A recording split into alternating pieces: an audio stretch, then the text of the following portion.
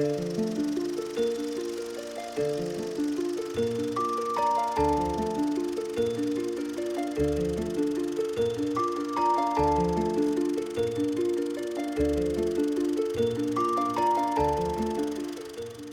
before we had 24-hour news on television, people had to get their news from other sources, and of course there were newspapers. But in terms of images, in terms of the screen, newsreel was where people got their visual news from. A regular package that went out on a regular basis to cinemas around the world that would usually consist of 3 or 4 different stories about different newsworthy events. Some of them could be major national events, so for example the general strike, the civil war in Ireland. They might be political, they might be industrial, they might be military, it might be a sporting event, football, cricket, a varsity match. But newsreels would also buy in footage from abroad. So you will have items from America and sometimes further afield. But set against that, the newsreel did tend to become particularly known, first of all, for a certain frivolity, a certain superficiality.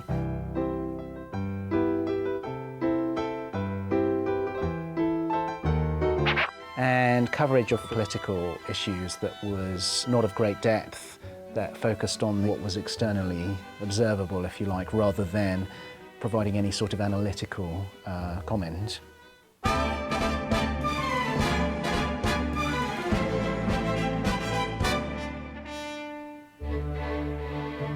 You would watch a newsreel at the cinema, and this was at a time when cinema was different to how we think about it today. So it wouldn't just be a main feature that you would be watching. You would actually really go to the cinema for an entire evening's entertainment. And a newsreel would be part of that, as would a cartoon or a short documentary, maybe a shorter feature film as well as the longer feature film.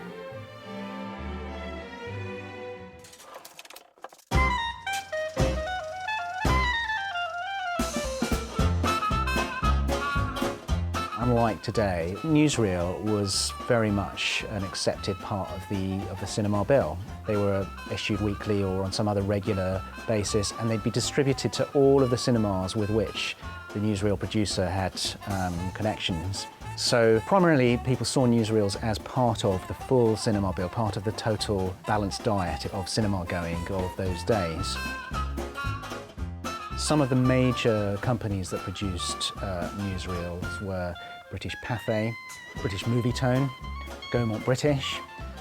These companies are all part of the commercial cinema business, and an example of a newsreel that doesn't last as long, but in its period of operation is very significant, would be the Topical Budget newsreel, which lasts from 1911 until the very end of the silent period and basically fails to make a successful transition into sound cinema.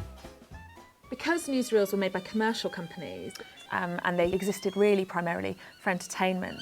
Workers, don't let that stop production. We need you.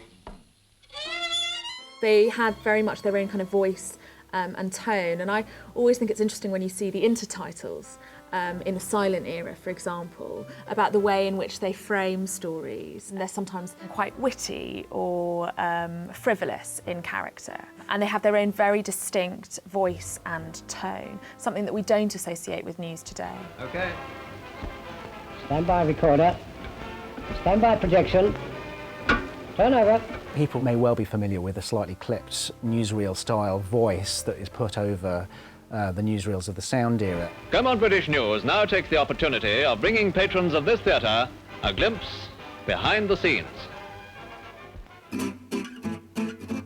To produce your regular newsreel, you have a team of cameramen and editors and other technicians whose responsibility it is to go out and shoot the material, bring it back, process and edit the rushes to create the finished newsreel. I should imagine it was a pretty exciting line of business to be in. GBHQ calling Unit 10. Come in, please.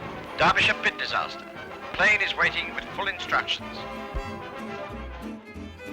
Very deadline driven, working with technology that had its limitations at the time and budgetary constraints and so forth, and seeing all sorts of things all over the country or even all over the world that maybe most people at the time wouldn't have the opportunity to be exposed to on such a regular basis.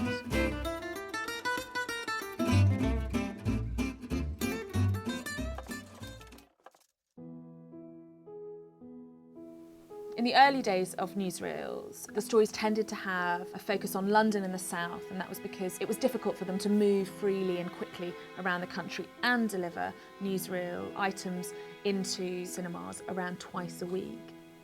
In terms of the technology that's used to produce it, you're talking about big, bulky, not very easily movable 35mm cameras with tripods.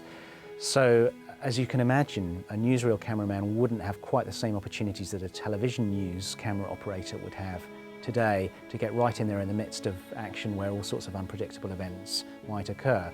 Of course, you do get those unplanned moments within newsreel shooting, but it's much easier for a newsreel team to set up the shooting of a scene where there's a degree of control and a degree of predictability about what's going to happen, which is why they're good for sporting events, for example, or annual parades or fairs in particular places.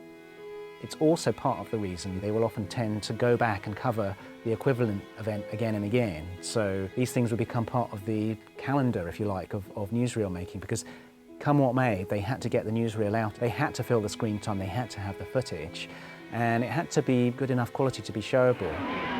Watch the grey coming through to a sensational Derby win. As the newsreel operations got more sophisticated, you get more regional stories appearing. And in fact, some cinemas would show slightly different programmes of newsreel items to others that had more of a regional bias.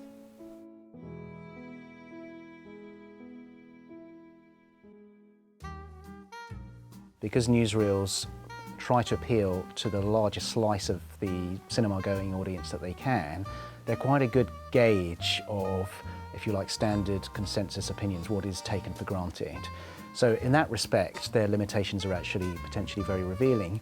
Secondly, of course, it is the fact that they contain moving images, and so there are things that we can pick up from these films that supplement the understanding that we would get of history from those other sources, which are invaluable because they don't exist for any period in human history before the 20th century, or certainly the late 19th century when the cinema camera was invented.